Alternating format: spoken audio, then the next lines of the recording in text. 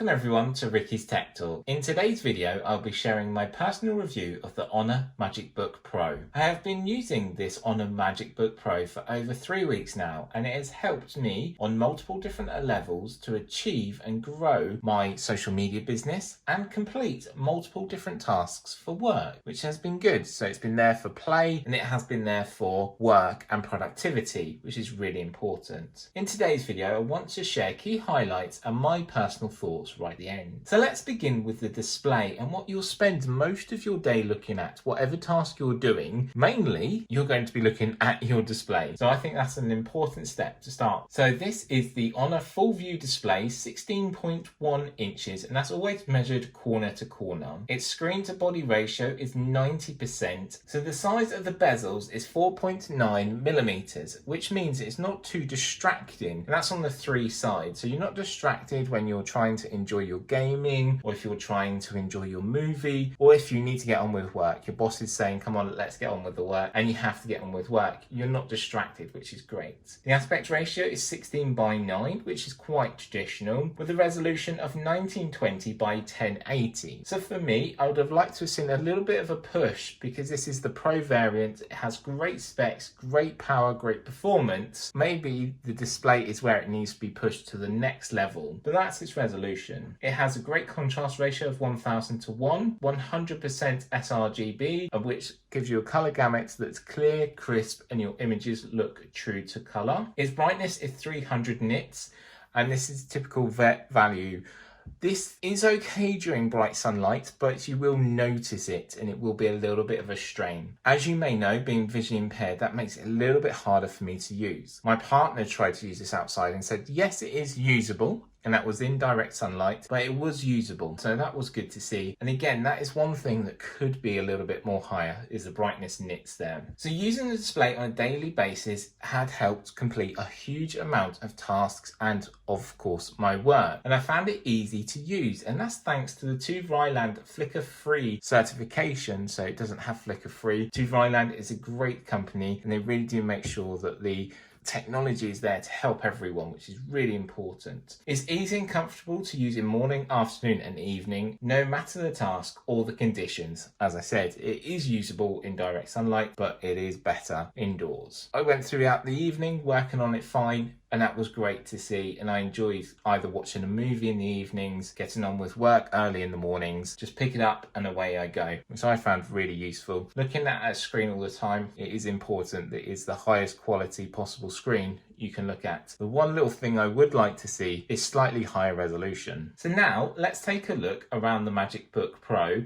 and talk about further specs. So I want to start with the design. So the dimensions of this is 369 by 234 by 16.9 millimeters. So quite a thin laptop, which is great. It does weigh 1.7 kilos. Under 2 kilos is good for me. My tech bag's always full of different stuff anyway from when I'm on the go, when we're allowed to go on the go. But 1.7 kilos is on that heavier side, but it is a 16-inch laptop, which is great anyway. Compared to a 13-inch, you're going to gain weight anyway from size differences. It's made up of an aluminium body and it comes in Mystic Silver. So that's really nice. They do offer different colours online, and I will add the link to HONOR UK in the description. It offers virtual surround sound speakers, which are immersive and enjoyable. And as you'll see from the video, you'll hear different movie clips and different game clips that I've taken. Also, checking out my YouTube channel sounds good, and it tries to offer virtual surround sound as best as laptops can. For me, it's okay. It's not top end, but it's okay. It's enjoyable to listen to. Music is okay. It doesn't feel trapped inside the body. It is enjoyable. As long as something's enjoyable, that's okay. Because it's got the Pro label, you do expect that little bit more from it, which again, they can add in future variants. I think these little bits can be added on. So now let's talk about the ports and your connectability. So if we look at older or other Pro models that have the Pro label, you don't get too many ports. With this one, I feel you get enough, and also you could use adapters. It has a HDMI, which is great to link in up to a monitor. So the full-size HDMI will link up to other products. It's got a USB 3.2 Gen 1, so we can use USB 3. It has a USB-C, again, reversible port that you can just connect in and connect most peripherals that I have now are USB-C, including my hard drives, even some some monitors are USB-C only now. So that's good to see we've got USB-C. And USB-C is used for charging. So when you're charging, you will need to use the USB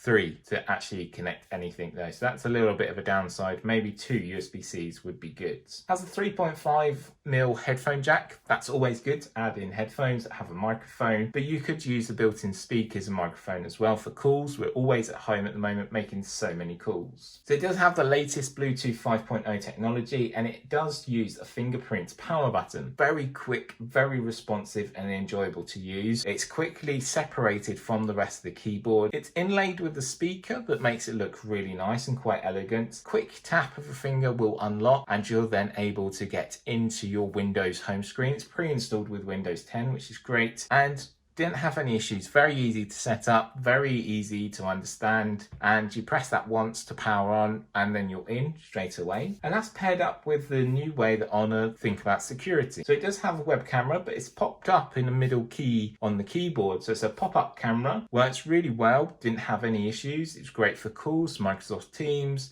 You could use it for WebEx and use it for any other services when using video. You just have to allow access, make sure you pop it up, and then it will work. So as well as a full-size backlit keyboard, which is great to use, travel time was good, had a little bit of flex in it, a bit of movement, which was nice as well. Able to do my work without actually mistyping or like my fingers getting on top of each other. There's clear enough space there for traveling, not a problem. It has a large click pad, which is not as big as what I saw on the MacBook Pro, because I did compare it a little bit, because it is same label, same name. It is sort of like the MagicBook Pro and MacBook Pro. I just want to point out though, the MacBook Pro was really spec'd out to the high limits compared to this one where it's an Intel Core i5. It's a little bit different, but just for size comparison, I checked them out. The MagicBook Pro was actually a smaller form factor, which is great, large display, but it was a smaller form factor. The trackpad was usable, easy to navigate, easy to understand, and large enough for me to use. I have quite big hands, but nice to have a full-size keyboard and the backlight option. So with using it again on a daily basis to complete all my tasks, it was nice to know all the power and performance was inside here. And this is because this is the Pro variant that does have the top-end specs currently available at Honor UK, which I'll link in description.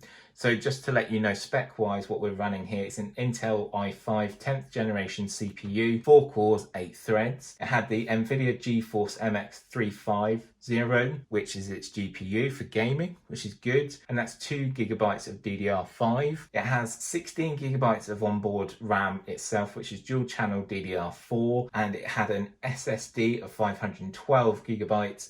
That's a PCIe NVMe, so it worked really well. But I want to just say here, the graphics card is 2 gigabytes, but it seems to be it's using the system RAM as well when trying to complete really heavy tasks. So Adobe, or when you're gaming through Xbox, you can game on this with an Xbox controller, which made it really enjoyable and made it fun. But it seems like it's using the computer RAM more than the Nvidia Geforce card there, the graphics card, which is okay. But if you're going to do that on long distance, or if you're going to do that over a long period of time, you may hit some barriers, you may get a little bit frustrated. But again, it's nice to see it's got a separate GPU here. So an i5 processor, 10th generation, that's good as well. 16 gigabytes of RAM, that's really good, and it's dual channel. 512 gigabytes of storage, it's really good. That's better than 256 that you get on some models, depending the way you buy them and the way it's configured. So with all this power and performance, they've also added dual fans with a dual heat pipes,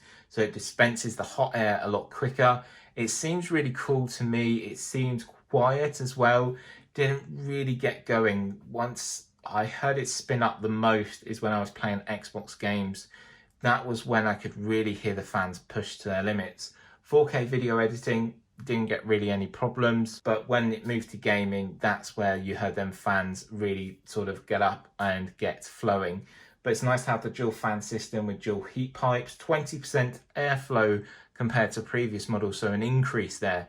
That's really good to see, and that's important because you want your laptop to stay cool. Coming into the summertime here in the UK, it can get quite hot, and I've heard my electrics really ramp up in their fans.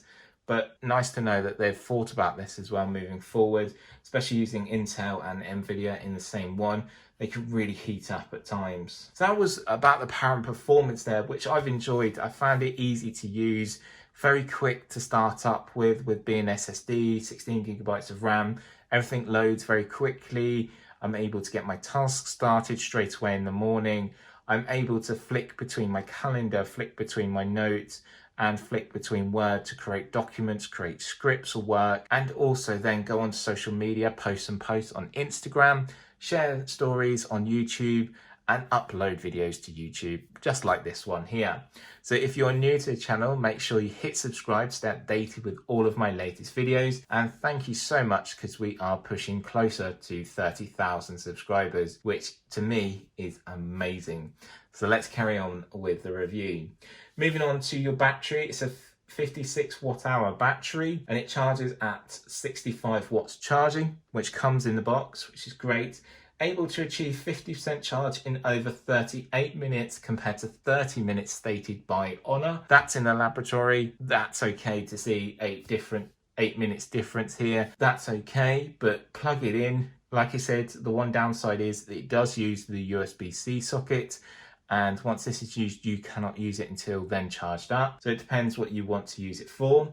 But 50% charge in under 40 minutes is great. So the battery should last 11.5 hours on a single charge.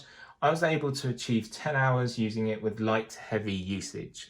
So light to heavy is using the web, browsing on the web, so looking through social media posts, my emails, calendar, Word document, creating scripts, odd look in the Microsoft Store, looked at a couple of movie trailers, didn't watch anything, but just general time was about 10 hours. Again, depends what you do. If you leave it on standby, I did for a few days, not a problem. It just kept on going, which was great.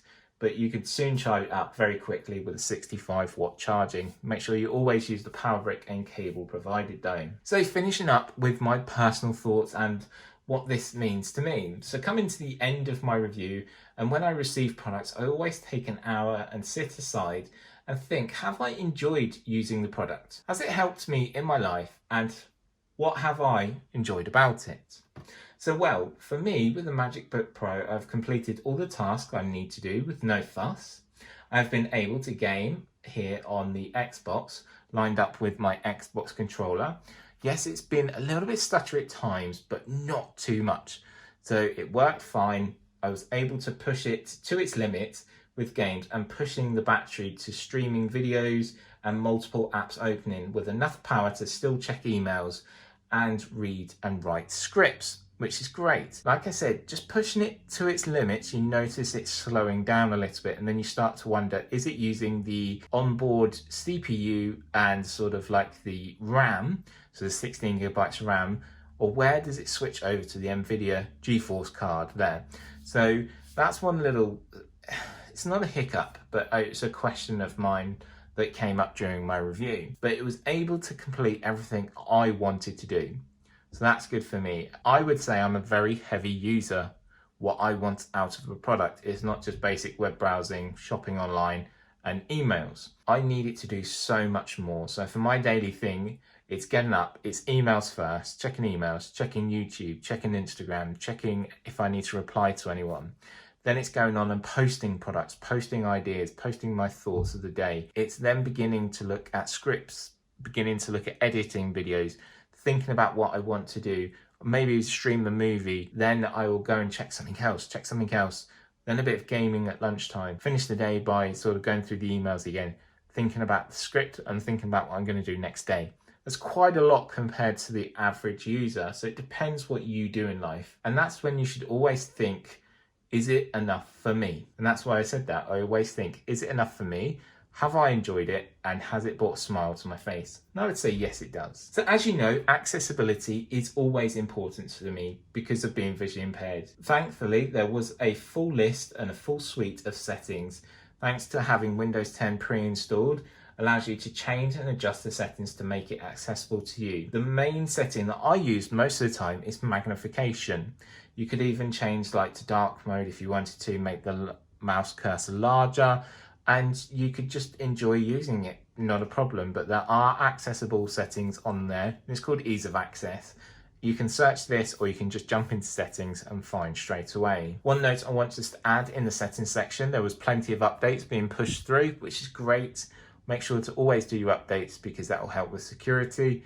and it will help for your device to run smoother and quicker all the time. But a real good thing there to see the accessibility options built in with Windows 10. So coming back to my final thoughts, the MagicBook has a display that makes it easy to view all the time. It has the power and performance that will allow you to complete most tasks required, and I would be happy to use on a daily basis. So that's a good thing in life. If I'm able to do what I need to do, that's fine by me. The question is it okay for you and what you want to do? So if you do have any questions, please feel free to leave a comment down below and I'll be happy to help out. I've used this though for just over 3 weeks because that was the time limit I had. And I would say it was achievable to complete what I needed to complete. It offered gaming, I was able to watch movies, able to do my emails, able to social media browse, and able to go and buy things online. That's great. That's what most of us want from a laptop. It offered performance from the virtual surround sound, the power and performance built in from the Intel, and also the GPU and CPU working together. Great amount of RAM, 16 gigabytes is quite high still to this day, and then 512 gigabytes is enough storage, or you could use cloud services depending on you. I would say it's a great choice, and now let's talk about the availability. So you're able to purchase the HONOR MagicBook Pro today from HONOR UK. The link will be in the description, and currently at the time of filming this video, it costs $949.99. So think about that price point and think what you can get. And always remember the label of Pro. So they put Pro on a lot of things now. You've got a great CPU, like an Intel i5 is great, it's the middle level. You've got the 16 gigabytes of RAM, 512 gigabytes of internal storage. You've also got your GPU as well. You've got a dedicated GPU. It's not using the Intel based one. So it does offer a lot there. There are always certain deals that HONOR have. So make sure that you might be able to get a deal where you get, if you buy the HONOR MagicBook Pro, you might get an extra thing, or you could even get like a device. I would always look out for deals. I will post this as much as I can and share any further deals. But for $949.99, it's a great edition. This is labelled their new edition for 2021. There may be ones coming up later on in the year from Ether in Berlin, but it depends. But I've enjoyed my time looking at this. It's worked for me on a daily basis. I've been able to complete all of my tasks and it's been easy to use. What else can you ask for? It does offer versatility. It does offer a large display. It feels premium in your hand as well. And it is enjoyable to use. From me, Ricky, thank you always for watching. Make sure you do subscribe to the channel to stay updated with all of my latest videos if you haven't already. If you have subscribed, thank you so much. It means so much to me. Make sure to stay safe and stay well, and I'll see you in my next video. Bye for now.